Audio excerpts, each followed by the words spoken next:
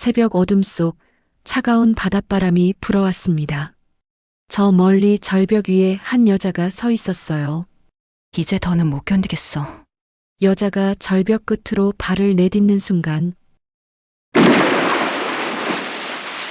물에 빠지는 소리가 새벽 공기를 갈랐습니다.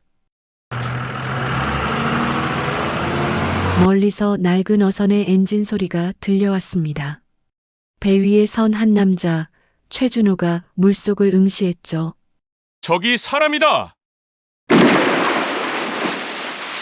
남자는 옷도 벗지 않고 바다로 뛰어들었습니다. 차가운 물살이 온몸을 덮쳤어요.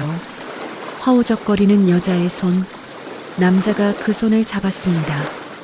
간신히 배 위로 끌어올린 여자의 얼굴을 보는 순간 남자의 심장이 멎었습니다. 오늘도 시청해주시는 선생님 감사합니다. 좋아요 눌러주시면 이야기 계속하겠습니다. 이 사람 어제 TV에서 본. 그날 새벽 나는 바다에서 한 여자를 건졌습니다. 유명한 배우였어요. 악플에 시달리다 스스로 목숨을 끊으려 했던 여자.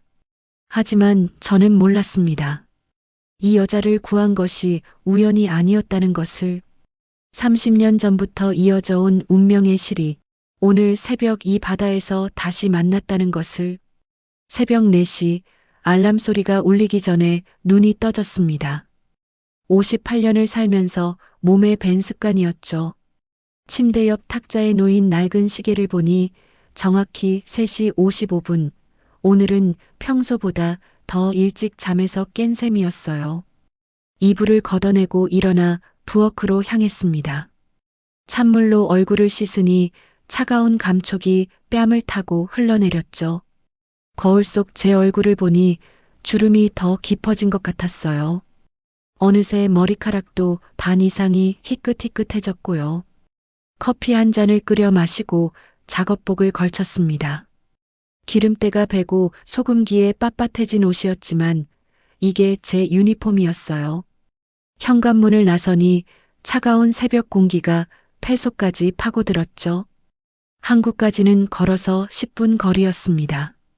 가로등 불빛 아래로 제 그림자가 길게 늘어졌고 멀리서 파도 소리가 규칙적으로 들려왔어요. 이 시간에 바다는 아직 깊은 잠에 빠진 것처럼 고요했죠. 또 오늘도 이렇게 시작하는구나.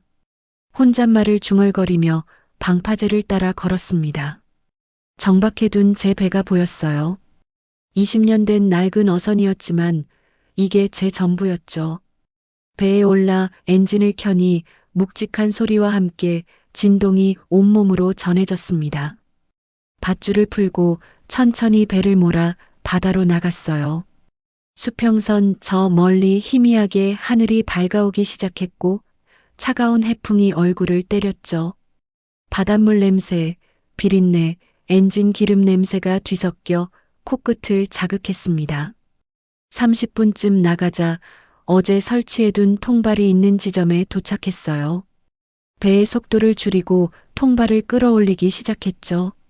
밧줄을 잡은 손에 힘을 주는데 거칠어진 손바닥의 감촉이 생생했습니다.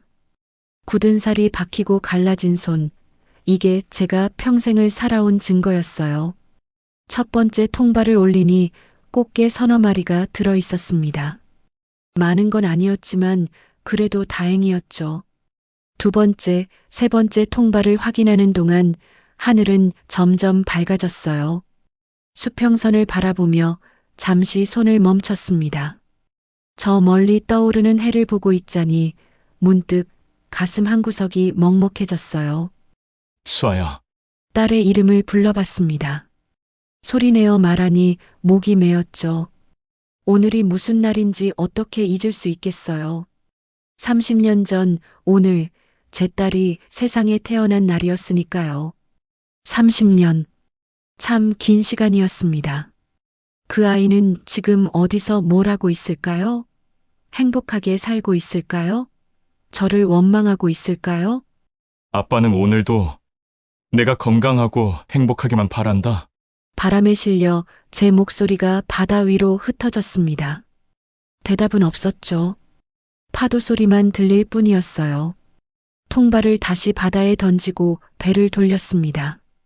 오늘 조업은 이걸로 끝이었죠.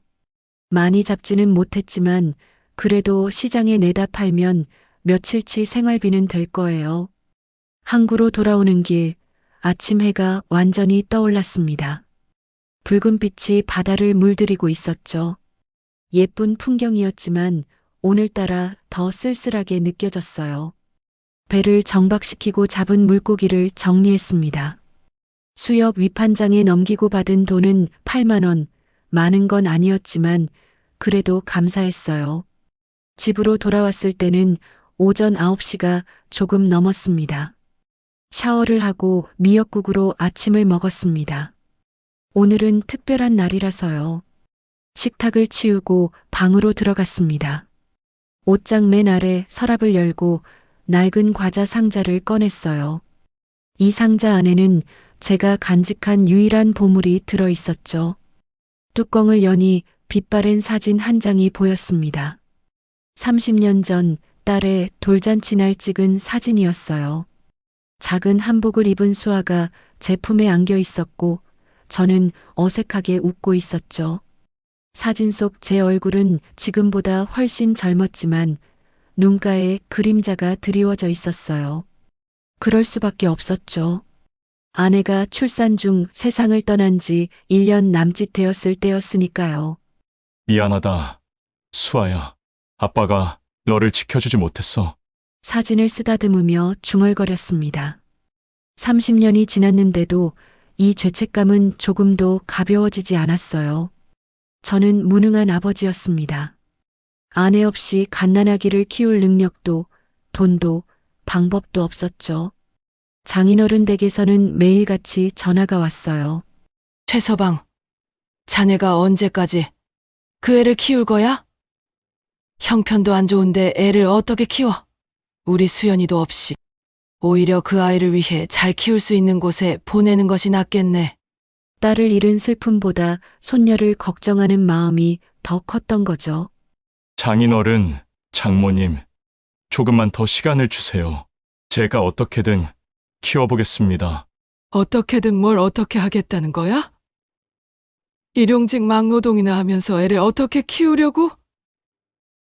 낮에는 누가 애를 봐? 밤에 애가 아프면? 할 말이 없었습니다. 장모님 말이 다 맞았으니까요. 결국 수아가 돌 지나고 한 달 후 저는 입양기관을 찾아갔습니다.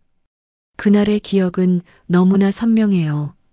수아를 안고 기관 문 앞에 섰을 때 다리에 힘이 풀려 주저앉을 뻔했었죠. 원장 선생님이 말씀하셨어요. 아버님, 증표를 하나 남겨두세요. 훗날 아이가 찾을 수도 있으니까요. 그래서 저는 돌잔치 때 아내의 결혼 반지를 녹여 만든 작은 반지를 수아의 목에 걸어줬습니다. 가느다란 금목걸이에 그 반지를 걸고 수아에게 속삭였죠. 수아야, 이게 아빠 증표야. 나중에 크면, 나중에. 그 뒤의 말은 잊지 못했어요. 눈물이 왈칵 쏟아졌거든요. 사진을 다시 상자에 넣고 서랍을 닫았습니다. 침대에 누웠지만 잠은 오지 않았어요. 천장만 멍하니 바라보다가 한숨을 쉬었죠. 그 아이는 지금 어디서 뭘 하고 있을까? 대답 없는 질문을 혼자 되뇌었습니다. 오늘 하루가 빨리 지나갔으면 좋겠어요. 딸의 생일은 매년 제게 가장 힘든 날이니까요. 낮잠을 자려고 했지만 눈이 감기지 않았습니다. 결국 일어나 거실로 나왔어요. 텅 빈 집안이 유난히 넓어 보였죠. 혼자 사는 남자의 집답게 어수선했지만 치울 엄두가 나지 않았습니다. 냉장고를 열어 맥주 한 캔을 꺼냈어요. 소파에 앉아 멍하니 천장을 바라보다가 리모컨을 집어 TV를 켰죠. 오후 3시 뉴스 시간이었습니다. 화면 속에서 앵커의 목소리가 흘러나왔어요. 연예계 소식입니다. 톱스타 서유나 씨가 최근 악성 댓글과 스캔들로 심각한 고통을 호소하며 잠정 은퇴를 선언했습니다. 손이 멈췄습니다. 화면에 한 여자가 나왔어요. 마른 얼굴, 헬쑥한 모습. 하지만 여전히 아름다운 얼굴이었죠. 서윤아 씨는 최근 한 방송에서 자신이 입양아 출신임을 밝혔는데 이후 일부 악플러들의 집중적인 공격을 받았습니다. 특히 버려진 아이, 친부모도 원하지 않았던 아이라는 악성 댓글이 쏟아지면서 가슴이 철렁 내려앉았습니다. 맥주캔을 탁자에 내려놓고 화면을 빤히 쳐다봤어요. 여자의 눈가에는 눈물 자국이 있었고 억지로 웃으려는 표정이 오히려 더 슬퍼 보였죠. 저 나이면 혼잣말이 새어나왔습니다. 30쯤? 우리 수아랑 비슷한 나이네. 화면 속 여자를 보고 있자니 자꾸 딸 생각이 났어요. 수아도 저렇게 예쁘게 자랐을까? 저렇게 힘들어하고 있지는 않을까? 채널을 돌렸습니다. 더 이상 보고 싶지 않았어요. 남의 아픔을 보는 게 괴로웠죠. 아니, 어쩌면 내 아픔을 마주하는 게 두려웠는지도 모릅니다. 시계를 보니 4시가 넘었어요. 슈퍼에 담배를 사러 가야겠다는 생각이 들었죠. 샌들을 질질 끌며 집을 나섰습니다. 동네 슈퍼는 집에서 5분 거리였어요. 문을 열고 들어가니 주인 박씨 아줌마가 카운터에 앉아 휴대폰을 보고 있었죠. 어서 오세요. 담배 드릴까요? 네, 한 보루요. 담배를 받아들고 계산을 하는데 아줌마가 물었습니다. 오늘 받아 나갔어요? 많이 잡았어요? 그저 그렇죠, 뭐. 먹고 살 만큼은. 아저씨, 올해 60 아니에요? 58세요. 아이고, 벌써 그렇게 됐어요? 세월 참 빠르네. 근데 아직도 혼자 사세요? 익숙한 질문이었습니다. 동네 사람들은 가끔 이런 걸 물어봤어요. 왜 재혼 안 하냐고, 외롭지 않냐고. 혼자가 편해서요. 에이, 무슨 소리. 사람이 혼자 살면 안 돼요. 아저씨 젊었을 때 결혼했었잖아요. 애도 있었고. 가슴이 쿵 하고 내려앉았습니다. 아줌마는 악의 없이 하는 말이었지만 그 말 한마디가 날카로운 칼처럼 박혔어요. 그냥 옛날 일이에요. 그래도 딸이 있었잖아요. 혹시 찾아볼 생각은 없어요? 요즘은 입양 기록도 다 남아있대요. TV에서 봤는데 찾는 사람들 많던데. 아니요. 그냥 그 애는 그 애대로 잘 살고 있을 거예요. 에휴, 아저씨 참. 자식이 어디 갑니까? 찾아야죠. 더 이상 대화하고 싶지 않았습니다. 돈을 내고 서둘러 슈퍼를 나왔어요. 돌아오는 길, 다리에 힘이 풀려 길가 벤치에 주저앉았죠. 찾아볼 생각 없냐고? 매일 생각하죠. 밤마다 생각해요. 하지만 무슨 얼굴로 찾아가겠어요. 나 같은 무능한 아버지가 무슨 자격으로. 수아야, 미안하다. 중얼거리다가 고개를 들었습니다. 하늘이 붉게 물들어가고 있었어요. 석양이 지고 있었죠. 집으로 돌아와 저녁을 대충 때웠습니다. 냉동실에 얼려둔 고등어를 구워 먹었어요. 밥을 먹는 것도 기계적이었죠. 배를 채우기 위한 행동일 뿐 맛은 없었습니다. 설거지를 하고 다시 소파에 앉았어요. TV를 켰지만 아무것도 눈에 들어오지 않았죠. 채널을 이리저리 돌리다가 또 그 뉴스가 나왔습니다. 서윤아 씨 관련 후속 보도입니다. 소속사 측은 당분간 모든 활동을 중단하고 휴식을 취할 예정이라고 밝혔습니다. 화면 속 여자는 공항에서 마스크와 모자로 얼굴을 가린 채 급히 걸어가고 있었어요.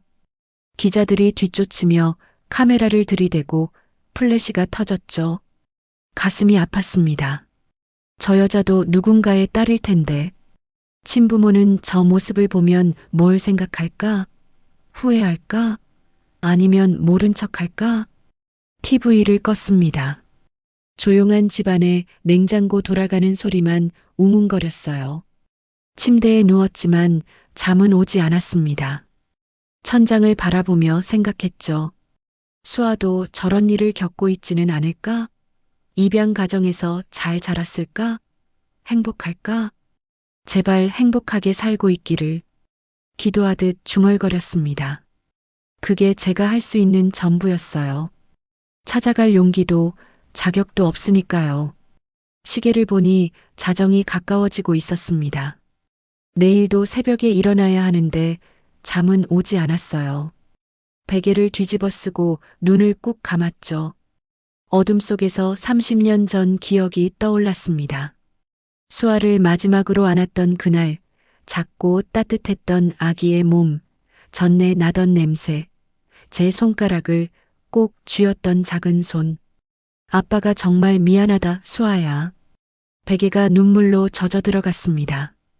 다음 날 새벽 3시 30분, 평소보다 더 일찍 눈이 떠졌습니다. 어젯밤 제대로 잠을 못 잤거든요. 뒤척이다가 그냥 일어나기로 했죠. 찬물로 세수를 하고 작업복을 입었어요. 오늘은 좀 더 먼 바다로 나가볼 생각이었습니다. 어제 조업이 신통치 않았으니까요. 항구로 가는 길, 하늘에는 아직 별이 가득했습니다. 차가운 공기가 폐속까지 파고들었고, 내쉬는 숨이 하얗게 피어올랐죠. 배에 올라 엔진을 걸었어요. 묵직한 진동이 발바닥을 타고 온몸으로 퍼져나갔습니다. 밧줄을 풀고 천천히 항구를 빠져나갔죠. 오늘은 평소보다 40분 정도 더 나가기로 했습니다. 절벽 근처 포인트가 좋다는 얘기를 들었거든요. 배를 몰며 수평선을 바라봤어요. 아직 칠흑 같은 어둠이었죠. 30분쯤 지났을까요? 저 멀리 가파른 절벽이 보이기 시작했습니다. 달빛에 비친 바위가 하얗게 빛나고 있었어요. 파도가 절벽에 부딪히며 하얀 포마를 일으켰죠. 배의 속도를 줄이고 통발을 내릴 준비를 했습니다. 그때였어요. 절벽 위에서 뭔가 움직이는 게 보였죠. 처음엔 새인 줄 알았습니다. 이 시간에 갈매기들이 가끔 날아다니거든요. 하지만 자세히 보니 사람이었어요. 저 시간에 저기서 뭘 하는 거지? 이상했습니다. 새벽 4시에 절벽 끝에 서 있다니. 낚시를 하기에는 위험한 곳이었고 산책을 하기엔 너무 이른 시간이었죠. 배를 멈추고 그쪽을 주시했어요. 달빛 아래 실루엣이 희미하게 보였습니다. 긴 머리가 바람에 날리고 있었고 사람은 절벽 끝에 서서 아래를 내려다보고 있었어요. 가슴이 철렁했습니다. 본능적으로 뭔가 이상하다는 걸 느꼈죠. 설마. 그 순간 사람이 한 발짝 앞으로 내디뎠습니다. 물에 빠지는 소리가 새벽 공기를 갈랐어요. 하얀 물보라가 일었고 파도가 사람을 집어삼켰죠. 이런, 생각할 틈도 없었습니다. 몸이 먼저 움직였어요. 엔진을 최대로 올려 그쪽으로 배를 몰았죠. 심장이 미친 듯이 뛰었습니다. 10초, 20초, 30초. 영원처럼 느껴지는 시간이었어요. 배가 그 지점에 도착했을 때 물속에서 허우적거리는 모습이 보였습니다. 조금만 버텨요. 소리쳤지만 바람 소리에 묻혀버렸죠. 배를 최대한 가까이 붙이고 망설임 없이 바다로 뛰어들었습니다. 차가운 물이 온몸을 덮쳤어요. 숨이 턱 막혔죠. 겨울 바다는 칼날처럼 차갑고 날카로웠습니다. 하지만 멈출 수 없었어요. 물속에서 눈을 떴습니다. 희미한 달빛 아래 허우적거리는 팔이 보였어요. 힘껏 헤엄쳐 다가갔죠. 손을 뻗어 여자의 옷을 움켜잡았습니다. 무거웠어요. 옷에 물이 스며들어 납덩이처럼 무거웠죠. 한 팔로 여자를 끌어안고 다른 팔로 물장구를 쳤습니다. 배까지 3m, 아니 5m? 거리가 까마득했어요. 제발. 이를 악물고 헤엄쳤습니다. 팔에 힘이 빠져갔고 다리도 저려왔어요. 58년을 살면서 몸이 이렇게 무겁게 느껴진 적은 처음이었죠. 간신히 배에 도착했습니다. 한 손으로 배 가장자리를 붙잡고 다른 손으로 여자를 끌어올렸어요. 힘을 다해 밀어 올리니 여자의 상체가 배 위로 넘어갔죠. 저도 배에 올라탔습니다. 온몸에서 물이 뚝뚝 떨어졌어요. 숨이 가빠서 한동안 일어설 수가 없었죠. 정신 차려요. 여자를 눕히고 얼굴을 확인했습니다. 입술이 새파랗게 질려 있었고 눈을 감고 있었어요. 숨은 쉬고 있었지만 의식이 흐릿해 보였죠. 인공호흡을 해야 하나? 심폐소생술? 머릿속이 하얗게 변했어요. 손이 떨려서 제대로 생각할 수가 없었죠. 아가씨, 정신 차려요. 어깨를 흔들었습니다. 여자가 가볍게 신음을 냈어요. 살아있다는 신호였죠. 급히 배에 있던 낡은 담요를 꺼내 여자의 몸을 감쌌습니다. 그때 달빛이 여자의 얼굴을 비쳤어요. 심장이 멎는 줄 알았습니다. 어제 TV에서 본 얼굴이었어요. 서윤아, 그 유명한 배우. 화면으로만 보던 사람이 지금 내 배 위에 누워 있었죠. 왜 여기서? 어떻게? 머릿속이 복잡했지만 지금은 생각할 때가 아니었습니다. 급한 건 이 사람을 병원에 데려가는 거였어요. 엔진을 다시 걸고 최대 속도로 항구를 향해 배를 몰았습니다. 한 손으로는 핸들을 잡고 다른 손으로는 여자의 맥박을 확인했죠. 희미하지만 뛰고 있었어요. 버텨요. 조금만 버텨요. 중얼거리며 계속 여자를 흔들어 깨웠습니다. 의식을 잃으면 안 됐어요. 그럼 위험할 수 있었죠. 20분이 지났을까요? 항구가 보였습니다. 평소보다 배는 2배는 빠르게 달렸어요. 선착장에 배를 대는 순간 119에 전화를 걸었죠. 여기 사람이 바다에 빠졌어요. 급히 와주세요. 위치를 알려주고 전화를 끊었습니다. 여자를 배에서 들어올려 선착장에 내렸어요. 물에 젖은 몸이 얼마나 무거운지 팔이 끊어질 것 같았죠. 5분 후 구급차가 도착했습니다. 사이렌 소리가 새벽 공기를 가르며 울렸어요. 구급대원들이 급히 달려왔고 여자를 들것에 옮겼죠. 보호자이세요? 아니, 그냥 바다에서 구조했습니다. 같이 가셔야 할 것 같은데요. 고개를 끄덕이고 구급차에 올랐습니다. 구급차가 출발하고 사이렌이 다시 울렸죠. 창밖으로 어둠이 빠르게 지나갔습니다. 구급대원이 여자에게 산소 마스크를 씌우고 활력 징후를 체크했어요. 저는 구석에 앉아 떨리는 손을 주먹 쥐었죠. 대체 무슨 일이 벌어진 걸까? 저 유명한 배우가 왜 새벽 바다에서 투신을 한 걸까? 어제 뉴스가 떠올랐습니다. 악플, 스캔들, 은퇴 선언, 입양아 출신이라는 폭로. 가슴이 먹먹했어요. 저 여자도 누군가의 딸인데 저렇게까지 힘들었을까? 손님 괜찮으세요? 얼굴이 안 좋은데. 구급대원이 물었습니다. 네, 괜찮습니다. 거짓말이었어요. 괜찮을 리가 없었죠. 온몸이 떨렸고 차가운 바닷물에 젖은 옷이 살갗에 달라붙어 소름이 돋았습니다. 하지만 그것보다 더 무서운 건 자꾸 딸 생각이 난다는 거였어요. 저 여자와 수아가 비슷한 나이라는 것. 둘 다 입양아라는 것. 혹시 수아도 저렇게 힘들게 살고 있는 건 아닐까? 제발 아니길. 작게 중얼거렸습니다. 구급차가 병원 앞에 멈췄고 문이 열렸어요. 찬 공기가 확 밀려들었죠. 병원 응급실은 환한 형광등 불빛으로 가득했습니다. 복도에는 소독약 냄새가 진하게 풍겼고 어디선가 기계음이 규칙적으로 울려 퍼졌죠. 의료진이 여자를 응급실 안으로 밀고 들어갔어요. 자동문이 닫히며 저는 복도에 홀로 남겨졌습니다.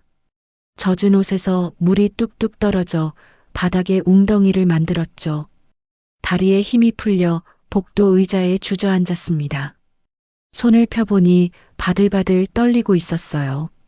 추워서인지 긴장해서인지 알 수 없었죠. 얼마나 지났을까요? 10분? 20분? 시간 감각이 사라졌습니다. 그저 응급실 문만 빤히 쳐다보고 있었어요. 간호사가 문을 열고 나왔습니다. 저를 보더니 다가왔죠. 보호자님이세요? 아닙니다. 그냥 바다에서 구조했습니다. 환자분 상태는 괜찮으세요? 체온이 많이 떨어졌지만 다행히 폐에 물이 들어가지는 않았어요. 가슴을 쓸어내렸습니다. 살았다는 얘기였죠. 환자분 신원 확인이 필요한데 혹시 소지품 좀 확인해 주실 수 있으세요? 간호사가 투명한 비닐봉투를 건넸습니다. 안에는 물에 젖은 물건들이 들어 있었어요. 핸드폰, 작은 지갑, 그리고 목걸이. 손이 멈췄습니다. 가느다란 금목걸이였어요. 평범한 목걸이처럼 보였지만 뭔가 걸려 있었죠. 자세히 보니 작은 금반지였습니다. 특이하죠? 반지를 목걸이에 걸고 다니시나 봐요. 간호사의 말이 귀에 들어오지 않았어요. 반지를 쳐다보니 심장이 두근거렸습니다. 크기가 너무 작았어요. 어른 손가락에 끼는 반지가 아니었죠. 아기 손가락 크기였습니다. 아니야. 설마. 손이 떨려 비닐봉투를 꽉 쥐었습니다. 저기, 이거 좀 꺼내봐도 될까요? 비닐을 열고 목걸이를 꺼냈습니다. 반지가 달랑거렸어요. 손에 쥐는 순간 묵직한 무게가 느껴졌죠. 반지를 가까이 가져가 들여다봤습니다. 낡고 오래된 금반지였어요. 30년은 좋게 된 것처럼 보였죠. 표면이 닳아 있었고 빛이 발에 있었습니다. 안쪽을 보려고 돌렸어요. 형광등 불빛 아래 반지를 비춰봤죠. 뭔가 글씨가 새겨져 있는 것 같았지만 잘 보이지 않았습니다. 세상에, 이게 뭐야? 가슴이 터질 듯 뛰었어요. 손에서 땀이 났습니다. 혹시나, 보호자님 괜찮으세요? 얼굴이 너무 안 좋은데. 괜찮습니다. 그냥 추워서 그래요. 서둘러 목걸이를 다시 비닐봉투에 넣었어요. 지갑을 꺼내 열어봤죠. 신분증이 들어 있었습니다. 사진을 보니 분명 제가 구한 여자가 맞았어요. 이름란을 봤습니다. 서윤아. 생년월일 1994년 1월 27일. 1994년. 30년 전. 수아가 태어난 해와 똑같았습니다. 숨이 턱 막혔어요. 하지만 월일은 달랐죠.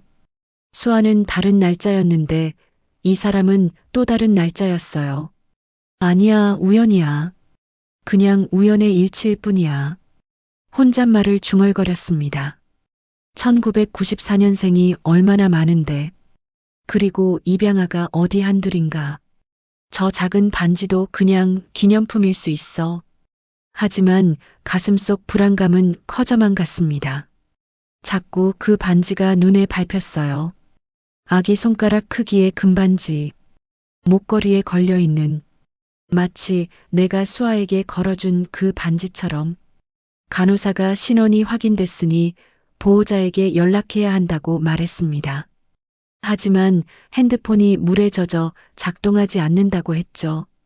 그때 복도 끝에서 급한 발소리가 들려왔습니다. 30대 중반쯤 돼 보이는 정장 입은 남자가 숨을 헐떡이며 달려왔어요.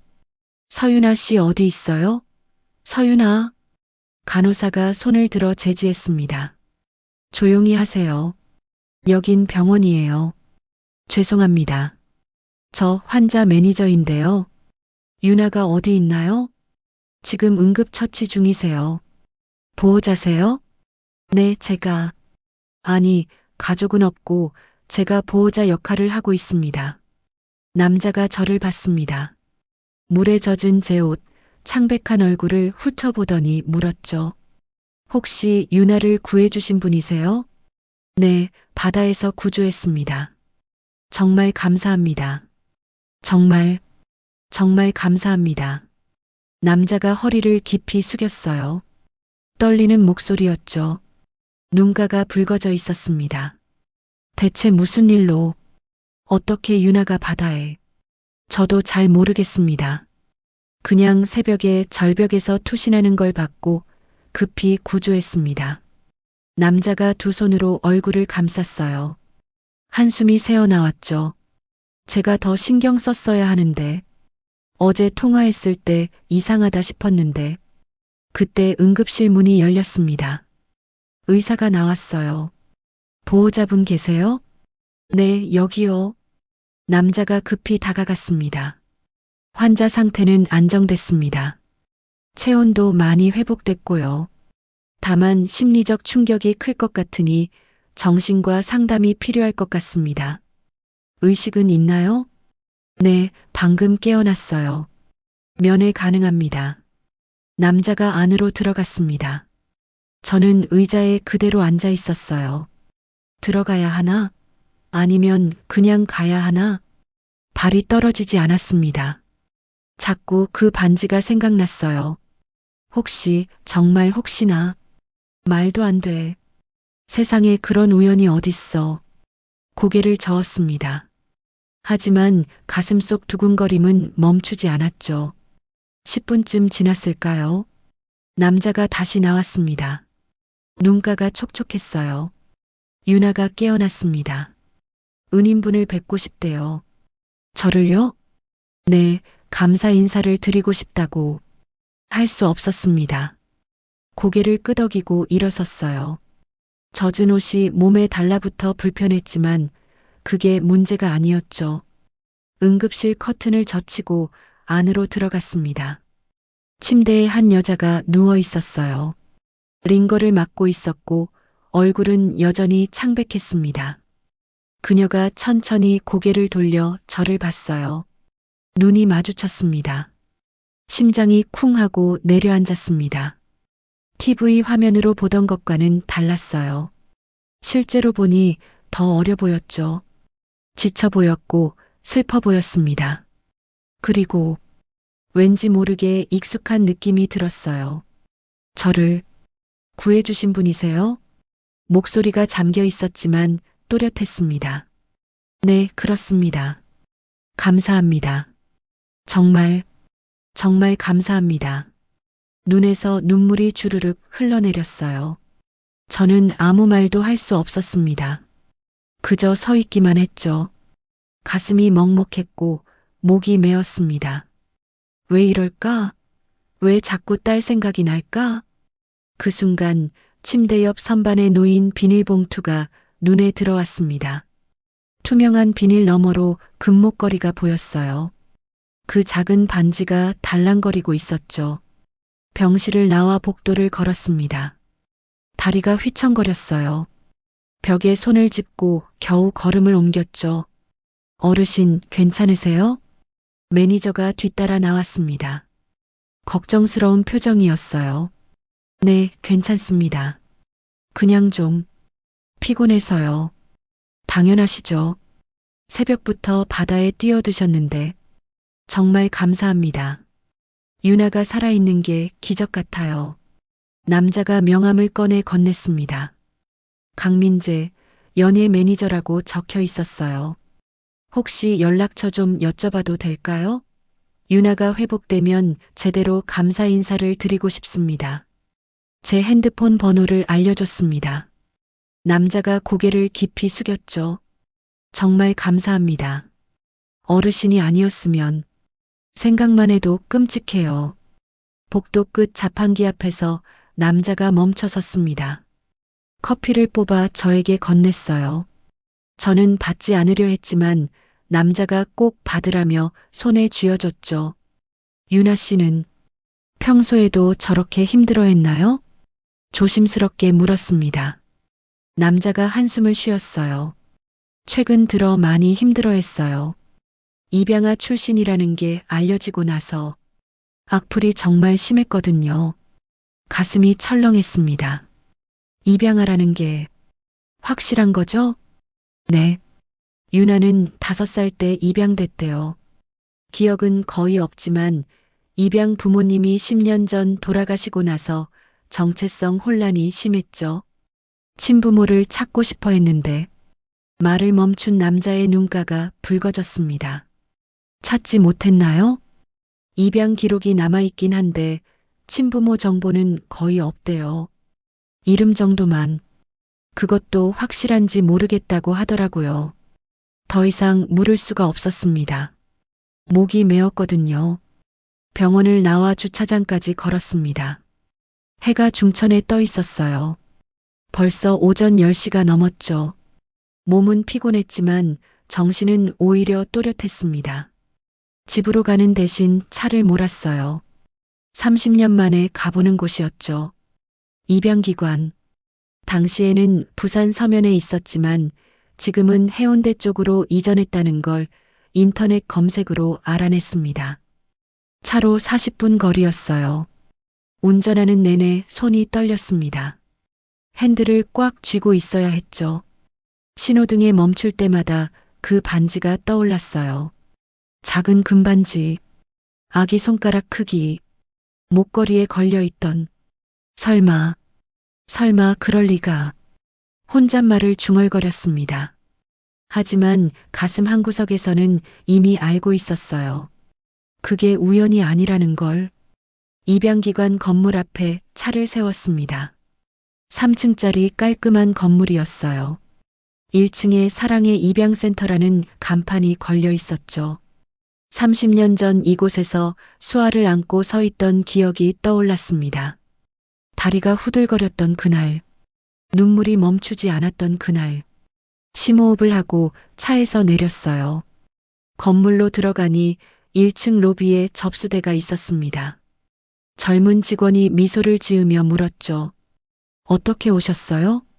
저 30년 전에 여기서 아이를 입양 보낸 적이 있는데요. 혹시 그 기록을 볼 수 있을까요? 직원의 표정이 진지해졌습니다. 친부모님이시군요.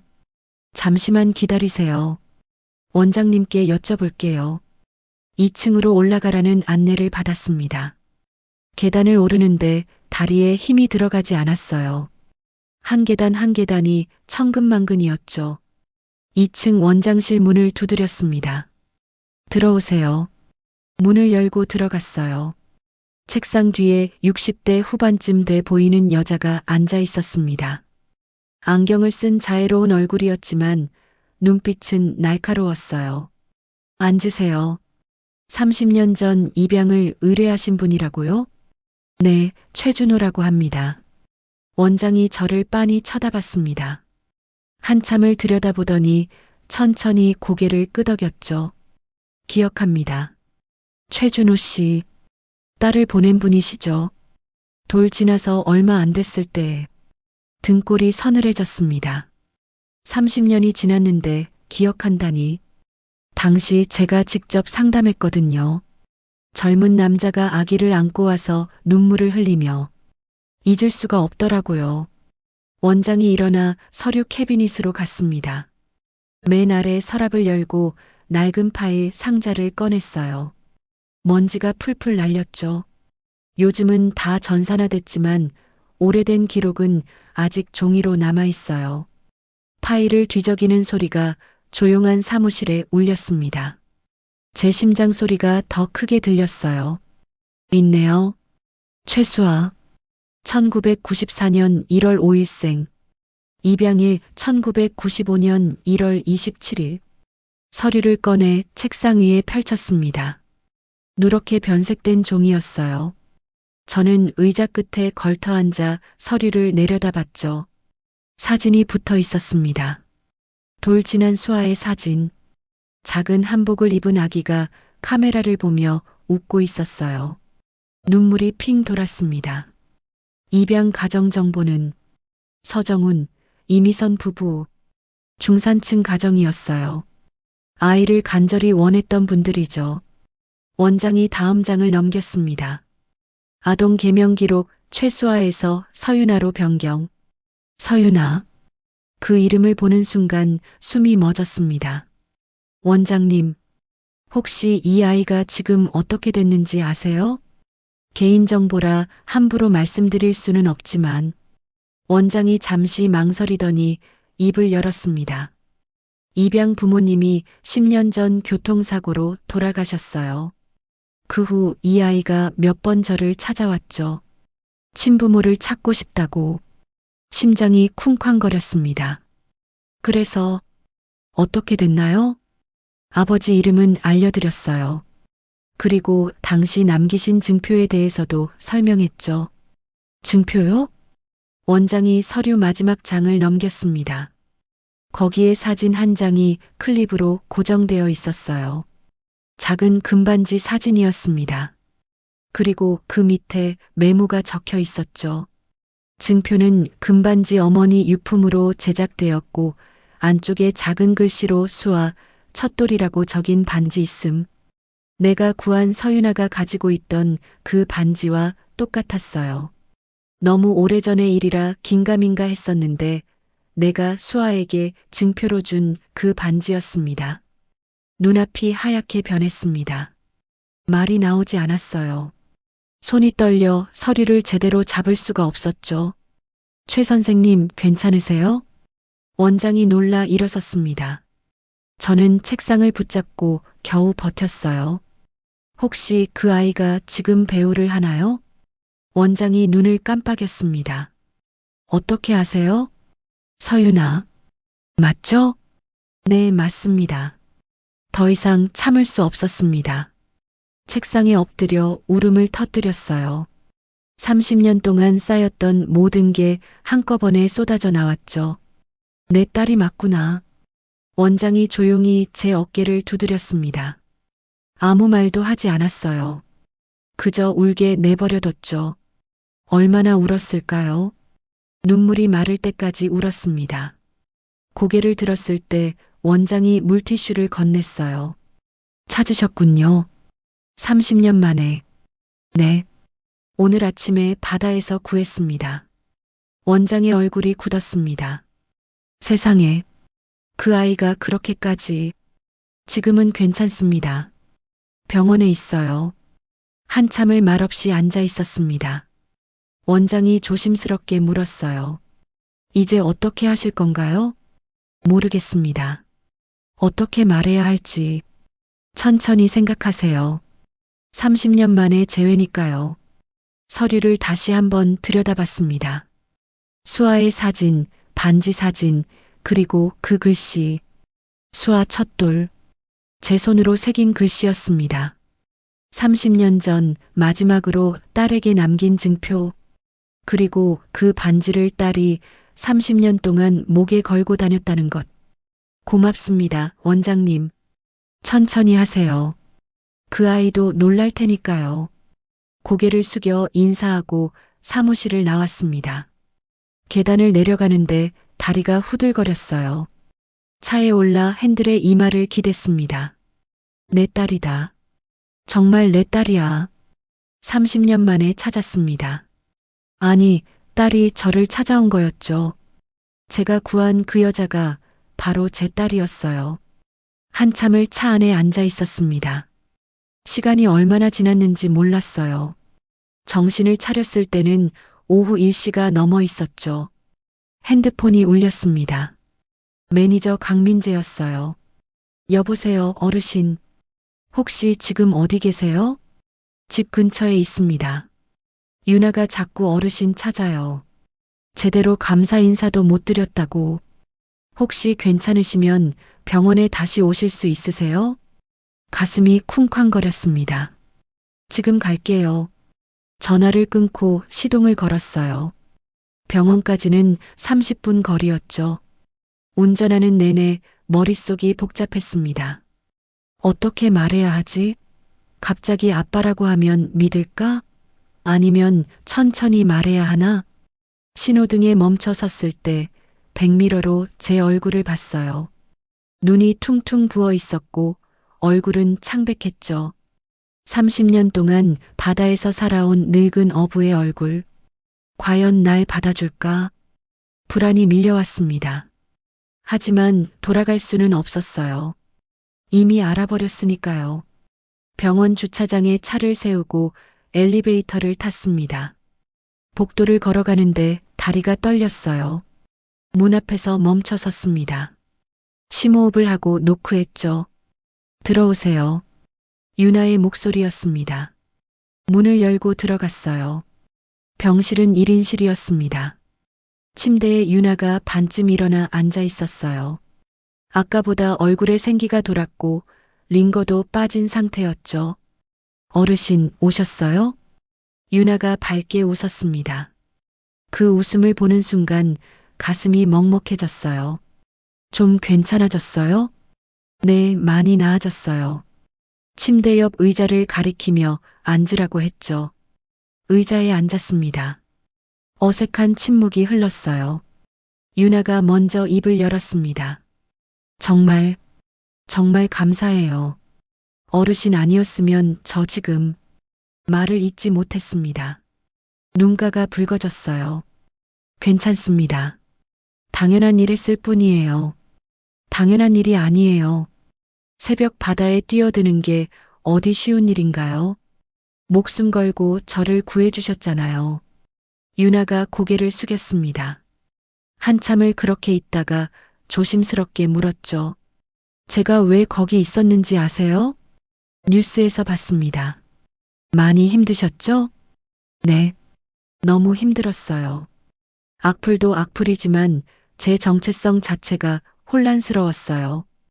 유나가 창밖을 바라봤습니다. 오후 햇살이 얼굴을 비추고 있었어요. 저 입양하거든요. 그것도 기억도 거의 없이 5살 때 입양됐어요. 입양 부모님은 정말 잘해주셨는데 10년 전에 사고로 돌아가시고 목소리가 떨렸습니다. 그 후로 계속 찾았어요. 제 친부모님을. 내가 누구인지 알고 싶었어요. 왜 나를 버렸는지, 어떤 사람들인지 가슴이 찢어지는 것 같았습니다. 하지만 참았어요. 아직은 말할 때가 아니었죠. 그래서 찾으셨어요? 이름만요. 아버지 이름이 최준호라고. 그것도 확실한지 모르겠대요. 30년 전 기록이라 심장이 멎는 줄 알았습니다. 최준호. 유나가 저를 봤어요. 혹시 아세요? 부산에서 횟집을 했다던데. 아니요. 흔한 이름이라. 거짓말이 입에서 나왔습니다. 아직은 말할 수 없었어요. 유나가 목에 걸린 목걸이를 만졌습니다. 그 반지가 달랑거렸죠. 이게 유일한 단서예요. 친아버지가 준 거래요. 반지 안쪽에 뭔가 글씨가 새겨져 있는데 너무 오래돼서 잘 안 보여요. 혹시 보여줄 수 있어요? 네, 물론이죠. 유나가 목걸이를 풀어 저에게 건넸습니다. 손이 떨려서 받기가 힘들었어요. 반지를 손바닥에 올려놓았습니다. 30년 전 제가 만든 그 반지. 아내의 금반지를 녹여서 금세공 가게에서 작게 만들어 달라고 부탁했던 그 반지. 창가로 가서 햇빛에 비춰봤습니다. 안쪽을 들여다보니 희미하지만 글씨가 보였어요. 수아 첫돌. 눈물이 핑 돌았습니다. 등을 돌려 유나가 보지 못하게 했죠. 뭐라고 써 있어요? 유나가 침대에서 물었습니다. 잘 안 보이네요. 너무 달아서. 거짓말이었습니다. 제가 새긴 글씨라서 그런지 선명히 보였거든요. 하지만 아직 말할 수 없었어요. 목걸이를 돌려줬습니다. 유나가 다시 목에 걸었죠. 이걸 보면 아버지 생각이 나요. 얼굴도 모르는데 이상하죠? 이 반지를 만들어준 사람. 분명 나를 사랑했을 거잖아요. 그런데 왜 버렸을까? 혹시 어쩔 수 없는 사정이 있었을지도 모르죠. 그럴까요? 전 그냥 나를 원하지 않았던 거라고 생각했어요. 그래서 더 힘들었나 봐요. 유나의 눈에서 눈물이 흘러내렸습니다. 저도 참을 수 없었어요. 눈가가 뜨거워졌죠. 혹시 어르신도 자식 있으세요? 갑작스러운 질문이었습니다. 네, 있었습니다. 있었다고요? 딸이 하나 있었는데 30년 전에 헤어졌습니다. 세상에, 무슨 일이? 아내가 출산 중에 죽어서 혼자서는 키울 수가 없었어요. 그래서 더 이상 말을 잇지 못했습니다. 유나가 눈을 크게 떴어요. 그럼 혹시, 네, 입양을 보냈습니다. 돌 지나고 얼마 안 됐을 때 침묵이 흘렀습니다. 긴 침묵이었어요. 유나가 입술을 깨물었죠.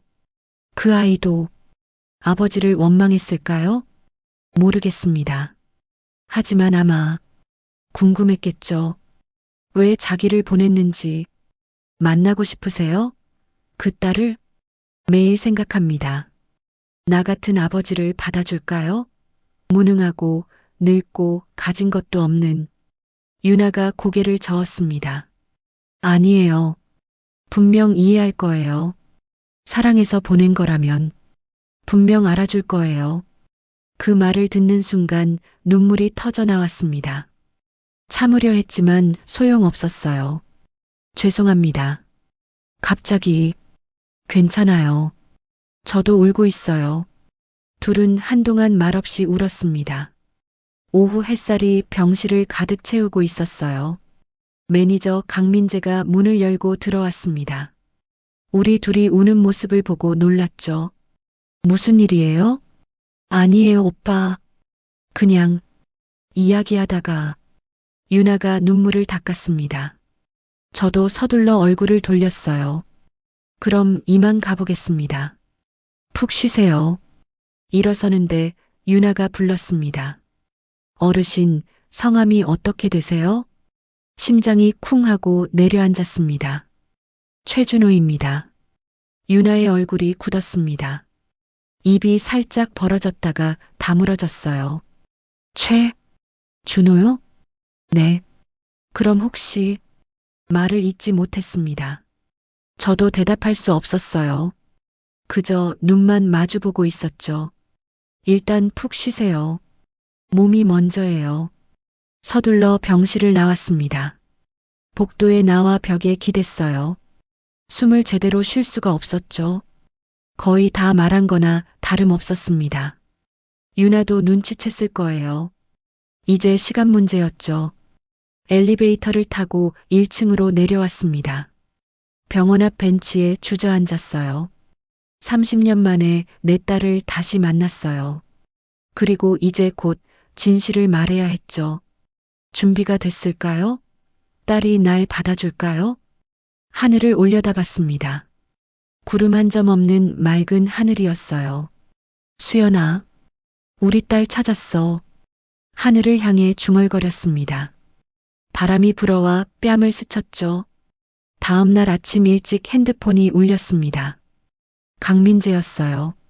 어르신, 유나가 꼭 만나고 싶대요. 오늘 오실 수 있으세요? 지금 갈게요. 서둘러 씻고 옷을 갈아입었습니다. 거울을 보니 머리가 산발이었어요. 빗으로 머리를 넘기고 면도도 했죠. 30년 만에 딸을 만나는데 초라해 보이고 싶지 않았어요. 하지만 거울 속 제 모습은 여전히 늙은 어부였습니다. 주름진 얼굴, 거친 손, 낡은 옷. 이게 제 전부였죠. 병원으로 가는 차 안에서 계속 생각했습니다. 어떻게 말을 꺼내야 할까? 갑자기 아빠라고 하면 놀라지 않을까? 유나는 침대에 앉아 있었어요. 어제보다 훨씬 건강해 보였죠. 저를 보자 일어서려고 했지만 손을 저어 말렸습니다. 편하게 계세요. 침대 옆 의자에 앉았습니다. 유나가 저를 빤히 쳐다봤어요.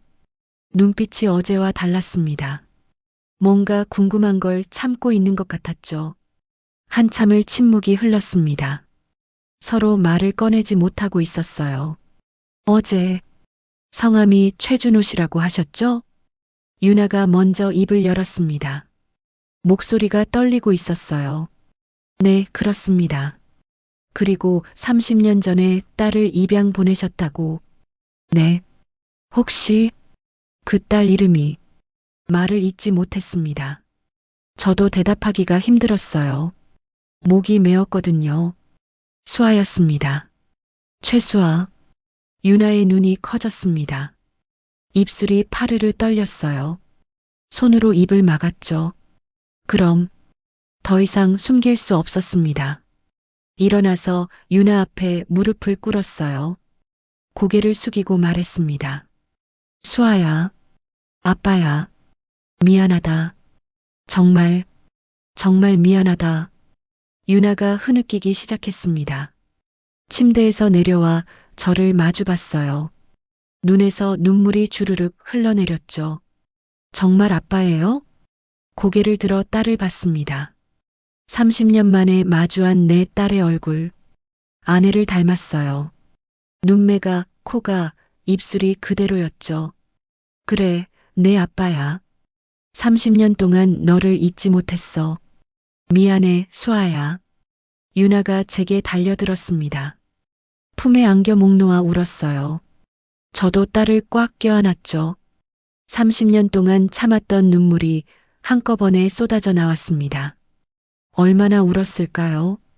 시간 감각이 사라졌어요. 그저 딸을 안고 울기만 했죠. 아빠, 진짜 아빠예요? 꿈 아니에요? 꿈 아니야. 우리 수아, 우리 딸. 유나가 제 얼굴을 손으로 만졌습니다. 눈, 코, 입을 하나하나 더듬었어요. 제가 아빠를 닮았어요. 눈이랑 코가. 그래, 내가 나를 많이 닮았어. 어릴 때부터 나를 닮았어. 유나가 다시 제 품에 안겼습니다. 한참을 그렇게 있다가 침대에 나란히 앉았어요. 어떻게 알았어요? 그 반지. 내 목에 걸린 반지 봤을 때부터 이상했어. 그래서 입양기관에 갔지. 유나가 목걸이를 풀어 반지를 내려다봤습니다. 이게 아빠가 만들어준 거예요? 그래. 내 엄마 금반지를 녹여서 만들었어. 내 돌잔치 때.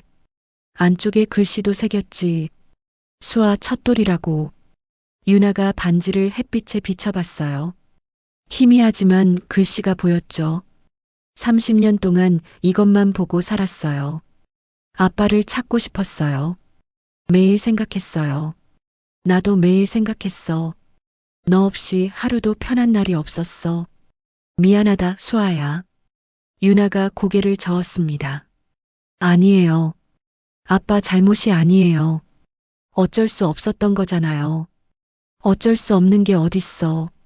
내가 무능해서, 내가 돈이 없어서, 내가 힘이 없어서 너를 지켜주지 못한 거야. 둘은 한참을 손을 잡고 앉아 있었습니다. 30년의 시간을 건너 다시 만난 분이요. 할 말은 많았지만 말이 나오지 않았어요. 입양 가정은 괜찮았어? 조심스럽게 물었습니다. 유나가 고개를 끄덕였어요. 네, 잘해주셨어요. 진짜 부모님처럼. 근데 10년 전의 사고로 얼마나 힘들었을까. 그때부터 아빠를 찾기 시작했어요. 입양 부모님이 돌아가시고 나니 내가 누구인지 알고 싶었어요. 유나가 제 손을 꽉 쥐었습니다. 근데 이렇게 만날 줄은, 아빠가 절 구해주실 줄은 운명이었나 봐. 신이 우리에게 준 두 번째 기회. 수아야, 혼자서 힘들면 아빠 집으로 와. 바다가 보이는 작은 집이지만 좋아요. 가고 싶어요. 아빠랑 같이 살고 싶어요. 퇴원하면 같이 집에 가자. 30년 만에 기적이었습니다. 6개월이 지났습니다. 새벽 6시 눈을 떴어요. 예전처럼 4시는 아니었죠. 이제는 일찍 일어날 필요가 없었으니까요. 수아가 힘들다며 고기 잡는 일을 그만두라고 해서 요즘은 쉬고 있습니다. 침대에서 일어나 커튼을 걷었습니다. 창밖으로 바다가 보였어요. 예전에 살던 낡은 집이 아니었습니다. 수아가 마련해준 새 집이었어요. 바다가 보이는 2층 양옥집. 깨끗하고 따뜻한 집이었죠. 처음에는 사양했어요. 너무 과분하다고, 그냥 예전 집에서 살겠다고. 하지만 수아가 고집을 부렸습니다. 아빠가 평생 고생했으니 이제는 편하게 살아야 한다고. 자기가 번 돈으로 아빠를 모시고 싶다고. 그렇게 해서 이사를 왔죠. 거실로 내려갔습니다. 부엌에서 소리가 났어요. 수아가 아침을 준비하고 있었죠. 아빠, 일어나셨어요? 응, 잘 잤어. 너는 언제 일어났어? 조금 전에요. 오늘 아빠 좋아하시는 된장찌개 끓였어요. 식탁에 앉으니 따뜻한 밥상이 차려졌습니다. 된장찌개, 구운 생선, 나물 반찬들. 수아가 직접 만든 음식이었어요. 된장찌개 한 숟가락을 떠먹는데 목이 메었어요. 30년 동안 혼자 먹던 밥상이 아니었죠. 딸이 차려준 밥상이었습니다. 맛있어요? 응, 정말 맛있어. 우리 딸 요리 솜씨가 날로 늘어. 수아가 환하게 웃었습니다. 6개월 전과는 완전히 다른 얼굴이었어요. 생기가 돌았고 밝아졌죠. 무엇보다 눈빛이 달랐습니다. 예전의 슬픔은 사라지고 평온함이 자리 잡았어요. 수아는 한 달 전부터 연기를 다시 시작했습니다. 새 드라마의 주연으로 캐스팅됐죠. 처음에는 걱정했어요. 또 악플에 시달리면 어쩌나, 또 힘들어하면 어쩌나. 하지만 수아는 달라져 있었습니다. 자신이 입양하라는 것, 친아버지를 찾았다는 것, 그리고 이제는 부끄러워하지 않는다는 것. 오히려 같은 처지의 아이들에게 희망을 주고 싶다고 했어요. 아빠 걱정하지 마세요. 이제 괜찮아요. 악플 있어도 안 흔들려요. 수아가 제 손을 잡았습니다. 아빠가 있잖아요. 돌아올 집이 있고 날 기다리는 사람이 있으니까 무섭지 않아요. 가슴이 뭉클했습니다. 30년 동안 미안하다고만 생각했는데 이제는 제가 딸에게 힘이 되고 있었어요. 수아가 제 볼에 뽀뽀를 했습니다. 그리고 환하게 웃으며 현관문을 나갔어요. 차가 떠나는 걸 테라스에서 지켜봤습니다. 손을 흔들어 주었죠. 수아도 차 안에서 손을 흔들었어요. 혼자 남은 집은 조용했습니다. 하지만 외롭지 않았어요. 저녁이면 딸이 돌아올 테니까요. 거실벽에 걸린 액자를 바라봤습니다. 한 달 전 찍은 가족 사진이었어요. 사진관에서 정식으로 찍은 거였죠. 양복을 입은 저와 예쁜 원피스를 입은 유나. 둘이 나란히 서서 웃고 있었습니다. 30년 만에 가족 사진이었어요. 그 옆에는 오래된 사진도 함께 걸려 있었습니다. 돌잔치 때 찍은 수아 사진. 과거와 현재가 함께 있는 벽이었죠. 소파에 앉아 TV를 켰습니다. 아침 뉴스가 나오고 있었어요. 연예계 소식입니다. 배우 서유나 씨가 새 드라마 촬영에 돌입했습니다. 입양아 출신임을 당당히 밝힌 후 오히려 더 많은 사랑을 받고 있는데요. 화면에 수아가 나왔습니다. 환하게 웃으며 인터뷰를 하고 있었어요. 이제는 제 과거가 부끄럽지 않아요. 오히려 자랑스럽죠. 저를 낳아주신 아버지도, 저를 키워주신 부모님도 모두 감사해요. 리포터가 물었습니다. 친아버지를 만난 소감이 어떠냐고. 기적 같아요. 30년 만에 만났는데 하루도 저를 잊은 적이 없었대요. 그 사실이 너무 감사하고 행복해요. 눈물이 났습니다. 하지만 슬픈 눈물이 아니었어요. 감사의 눈물이었죠. 딸과 함께하는 하루. 더 이상 혼자가 아닌 하루. 30년 만에 되찾은 일상이었습니다. 그리고 이제 우리는 행복합니다. 진짜로. 30년 만에 행복을 다시 찾은 최준호 씨에게 응원의 댓글 부탁드립니다. 구독과 좋아요 눌러주시면 새로운 이야기를 만드는데 큰 힘이 됩니다. 끝까지 시청해주셔서 감사합니다.